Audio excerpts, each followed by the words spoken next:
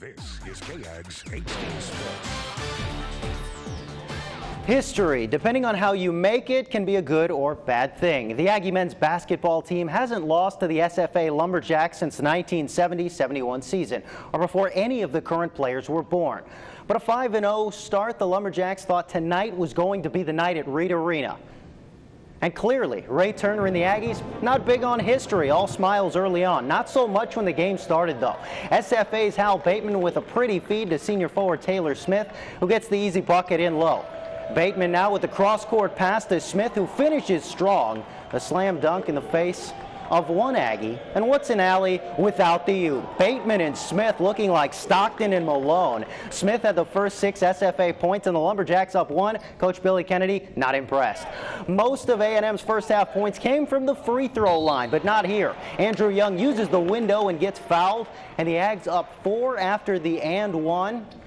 And then people will recognize this guy, the freshman guard from Bryan High, J. Michael Reese, stops, pops, and drills the jumper. Aggies win it 62-54.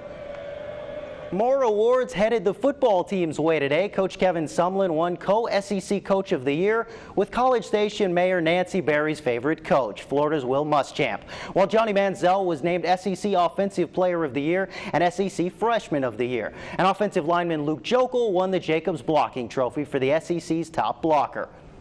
Not a bad debut for A&M in their first season in the SEC. It didn't go unnoticed by coaches in the conference. The 2012 All-SEC coaches team had 5 Aggies on it. Manziel was one of a pair of SEC freshmen on the first team, while Jokel and Jake Matthews made the first team offensive line.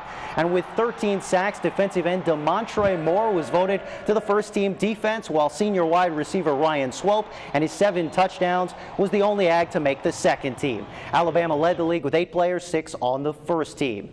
Manziel and Jokel arrived in Orlando earlier today for tomorrow's 22nd Home Depot College Football Awards. Johnny Football turns 20 tomorrow and faces fellow Heisman Trophy finalist quarterback Colin Klein and Notre Dame linebacker Manti Te'o for the Maxwell Award. And the redshirt freshman also facing Klein and Ohio State's Braxton Miller for the Davey O'Brien Award, given to the nation's best quarterback. As for the big guy Jokel, it's him, Barrett Jones from Alabama, or Jonathan Cooper of North Carolina for the Outland Trophy, the nation's best interior lineman.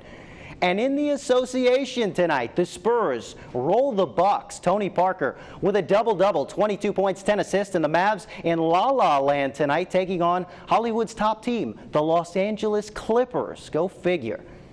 But a big morning tomorrow, just down the street at Kyle Field, of course, the moment Ags have been camping out for Cotton Bowl tickets. We'll be back after this break.